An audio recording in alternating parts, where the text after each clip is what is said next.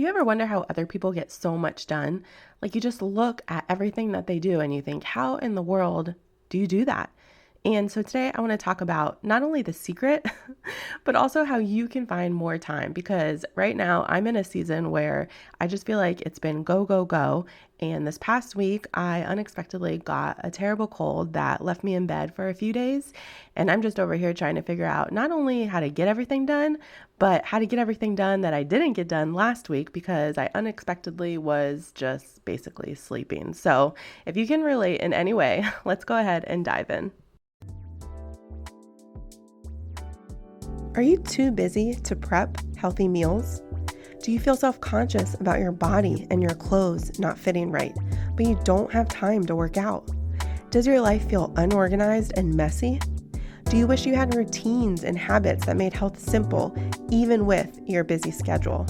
I know, I've been there. Hi, I'm Shan Marquita, and no one ever really taught me how to eat healthy.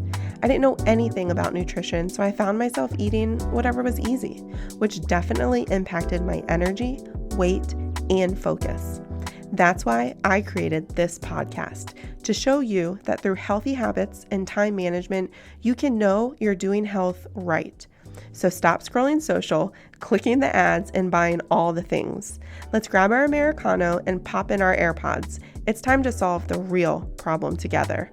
Welcome home. A fresh start awaits. Time is one of our greatest commodities, if not our greatest commodity.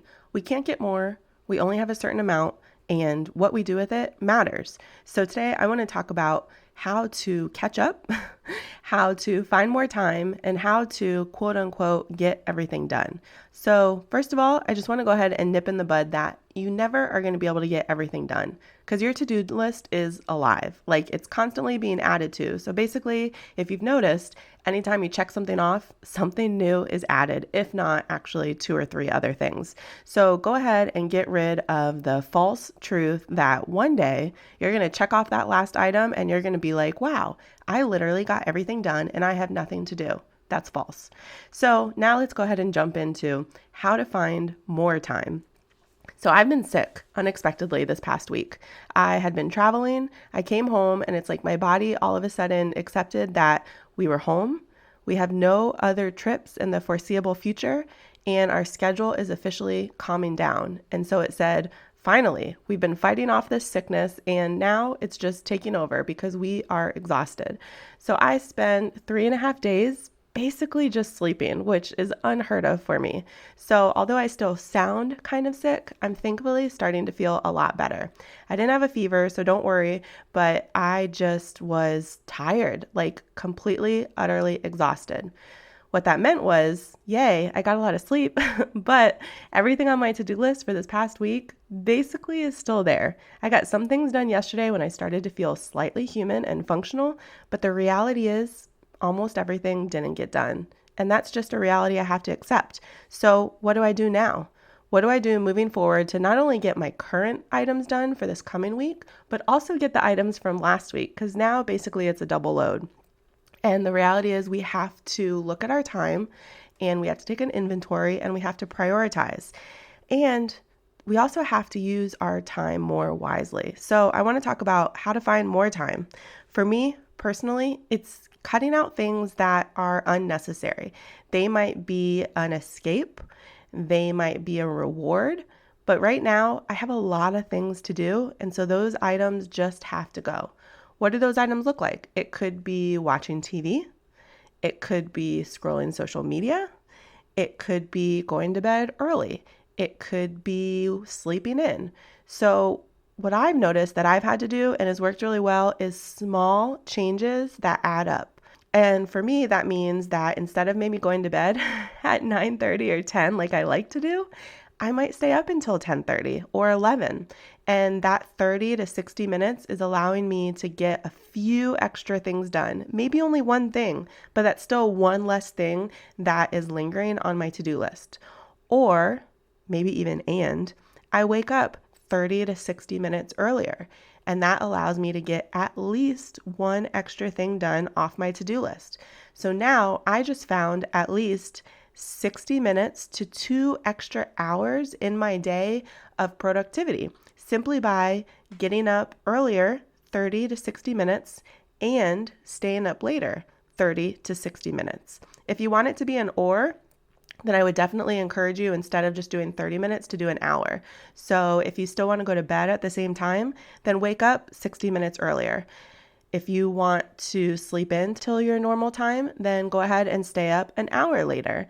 But if you do 30 minutes on each end, or if you do an hour on each end, that's up to you as far as how much extra time you're getting and how much you are affecting your schedule, because it's not a big change. So if you can do both, especially like I am this week, just trying to catch up and get back to feeling like I'm not in a complete state of overwhelm, I would encourage you to do both, because it is short term and it's not going to affect your normal routine that much.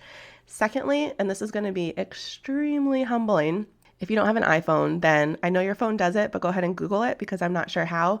But if you have an iPhone, go ahead and open your settings app and then scroll down to screen time.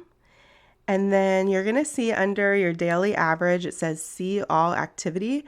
Go ahead and click that. You're going to see two options at the top. Click week, and what that's going to give you are your averages. So you're going to see what your daily average is for your screen time, and you're going to see, is that an increase or a decrease from the previous week? And you can go a few weeks back. So if you're curious, go ahead and do that and just kind of get an idea of how your usage goes. It breaks it down by app for averages as well. But then if you scroll down a little bit further, it also says pickups. Now, what does this mean? This means how many times on average you pick up your phone daily. This is mind-blowing, because if you figure there's 24 hours in a day, whatever your number is, you can keep that to yourself if you don't want to share it. That's in a day. That's your daily average. So go ahead and figure out how many times that means per hour. Like seriously, just sit for a minute and be like, holy smokes, I don't even realize. It could be a comfort mechanism. It could be an escape from a situation. Who knows? But to me, that number was nuts. So I'm trying to be more conscious. Thankfully, my number has decreased, but of how many times I pick up my phone and why. So maybe it's putting it further away. Maybe it is pausing before I go to pick it up and asking myself why. And then also, what am I doing on it? So those averages per app are there as well. How long on average are you spending on social media? Because that goes into number 3, which is using our time more intentionally. If you figure out on average, let's just say you spend an hour on social media daily. That's 7 hours a week. That's at least 28 hours a month.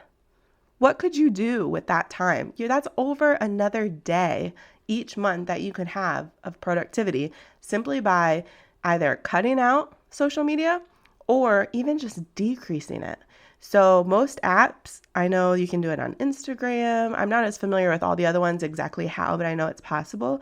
But setting a time limit where something pops up and says, hey, you said you don't want to be on this app more than X amount of time and you've reached that limit. Maybe we should go ahead and close it. Or setting an actual physical timer, like as if you were baking something, whatever it is, do it so you become more aware of how you're using your time, because time is so valuable. And if you say something's important to you, you want to get that done and use your time for your priorities and values and not let other things take it away from you unnecessarily.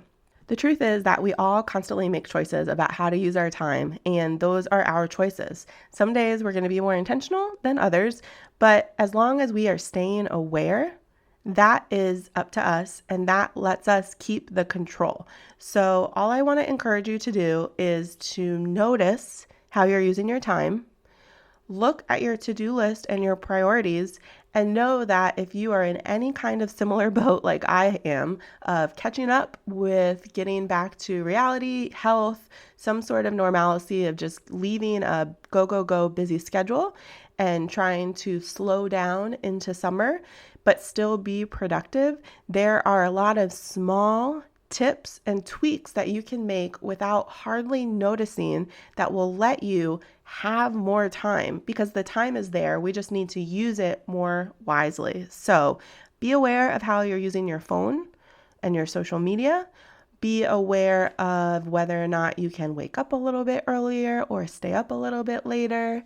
Try to limit things like TV time and things that aren't actually productive. Now, I want to pause here and make sure you know unplug time is productive. So if you have TV time and that's some family time just to kind of sit and relax, or you just want to go for a walk and listen to some music, don't feel like you have to work all the time. That is not at all what I am saying.